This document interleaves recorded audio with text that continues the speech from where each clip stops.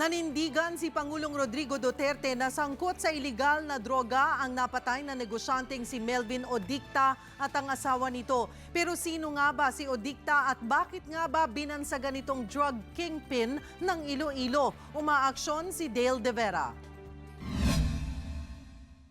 Hindi na nakauwi ng buhay ang mag-asawang Melvin at Miriam Odicta matapos pagbabarili ng mga armado lalaki sa Katiklan Port linggo ng madaling araw. Nitong Huwebes na ipalabas pa ng TV5 ang pakikipag-usap ng dalawa kay DILG Secretary Mike Sueno. Dumayo sa Maynila ang dalawa para itangging sila mga big-time drug lord ng Visayas.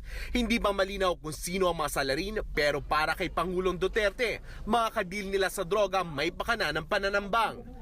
Yang Odicta was really being hunted sa Iloilo. Siya yan ay number 1. Inabot talaga siya ng malas. Sinong gustong sumunod dito kay Odicta? Bakante ngayon. Pero sino nga ba si Odicta para sa PNP? Sa intelligence report ng Region 6, si Melvin Sr. utak ng Odicta Gang. May 43 miyembro ang grupo at 7 maliliit na grupo na nakakalat sa Iloilo. 1989 na mahatulan ng life imprisonment o 40 years na pagkakakulong si Melvin dahil sa pagbebenta ng 50 grams ng marijuana. 1991 na ipasok siya sa bilibid at dito na raw nag-umpisa lumaki ang sindikato. Pero hindi maipaliwanag ng PNP paanong nakalaya si Odicta. Pinaniniwalaang nakinabang siya sa pagrebisa ng batas tungkol sa death penalty on heinous crimes. 1998 na magsama sila ni Miriam Porras na byuda naman daw na isa pa raw drug lord sa Iloilo na si Bonjing Porras. Makailang ulit na raid pero hindi umaabante ang mga kaso laban kay Odicta. Pero hirap na raw makakalap na ebidensya ang PNP. Ang mayor ng Iloilo City na si Jed Mabilog na isa sa pinangalanan ni Pangulong Duterte na protektor umano ng illegal na droga, ikinanta raw ang nalalaman kay Odicta nang ipresenta rin ang sarili sa CIDG. If the police has everything on him, they should not let him go. They should not release him. Gaya ng mga Odicta, itinatanggi rin ni Mabilog na sangkot siya sa iligal na droga. Umaaksyon, Dale De Vera, News 5. At kaugnay po ng balitang yan, makakausap natin sa linya ng telepono si DILG Secretary Mike Sueno. Good morning, Mr. Secretary. Good morning, Miss Cheryl. Yes. Sir, can you give us an update? May lead na po ba ang pulisya kaugnay ng pagpatay sa mag-asawang Odicta? So far, up to last night, wala pa. No? Talagang tinutugis pa. Nag-organize ng task force ang ating provincial director sa Aklan. Opo. Na to run after itong salarin. Opo. Can you clarify to us, dahil ang sinasabi po ay wala naman talagang delikadong tama itong si Odicta, si Melvin Odicta, at nakaposas pa raw itong nadala sa ospital, pero pagdating po doon ay namatay? Saan po ba ang mga tama nitong si Odicta? Hindi ko alam, no? Hindi ko pa alam ang details. Hindi ko rin alam na nakapusas pala yan. Parang sa tingin ko, wala naman sigurong pusas yan. Aywan ko lang, ha?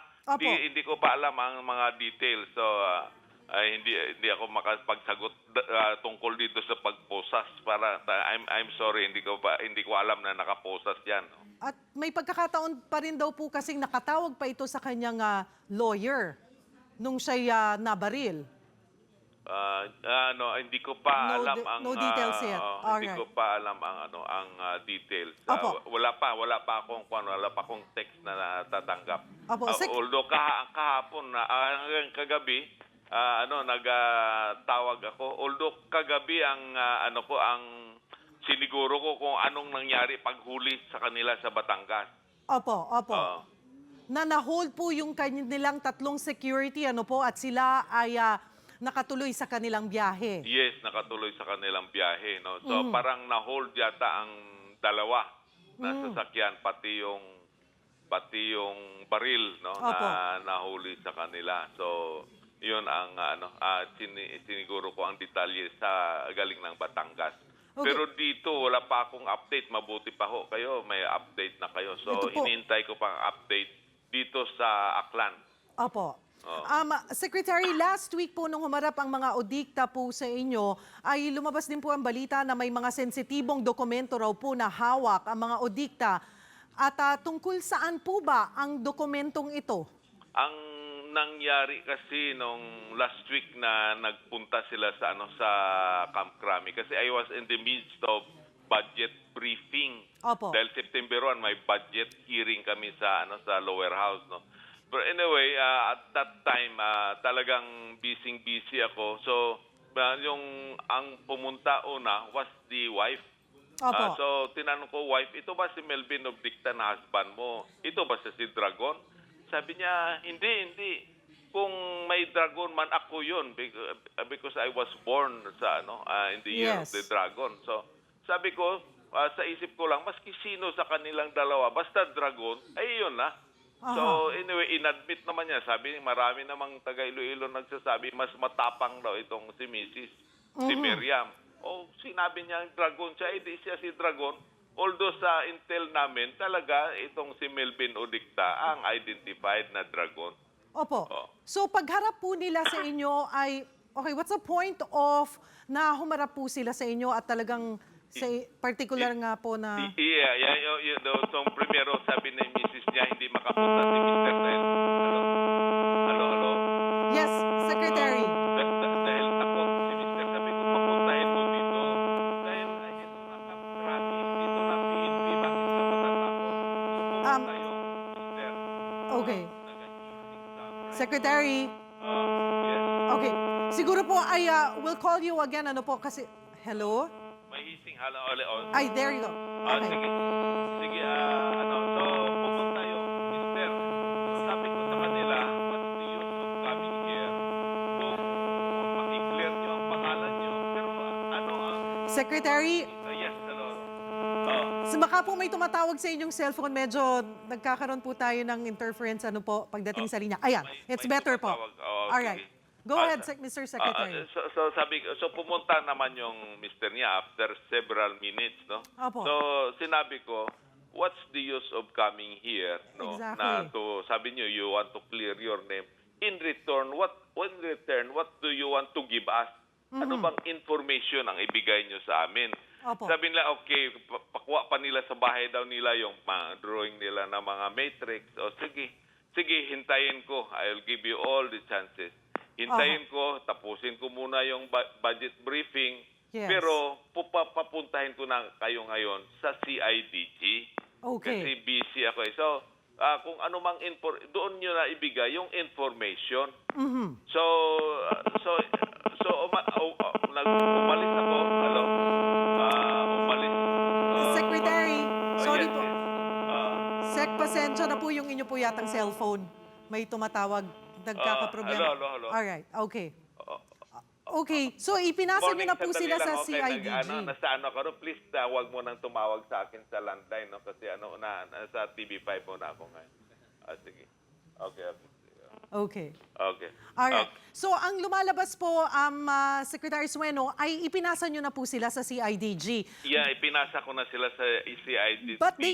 But you're confirming po na sinabi po sa inyo mismo ng mga odikta na mayroon nga po silang masisela na dokumento. Yun lang po ay hindi nyo natanggap dahil ipinasa nyo na po ito sa CIDG. But they confirmed that mayroon nga pong certain matrix silang maaring ibigay po sana. Oh, yes.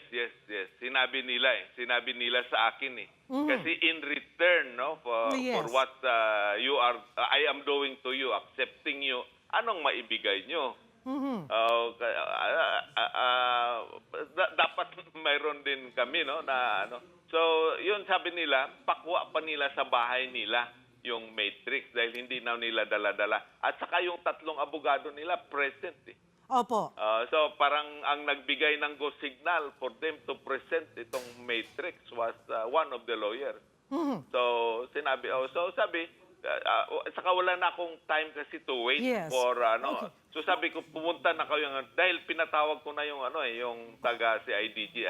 I guess yung deputy director ng CIDG, yun ang humarap. We're just confirming that to you now and sabi nyo nga po ay talagang inamin sa inyo dahil iba din po ang sinabi naman ng abogado after na sinabing there is no such thing as matrix.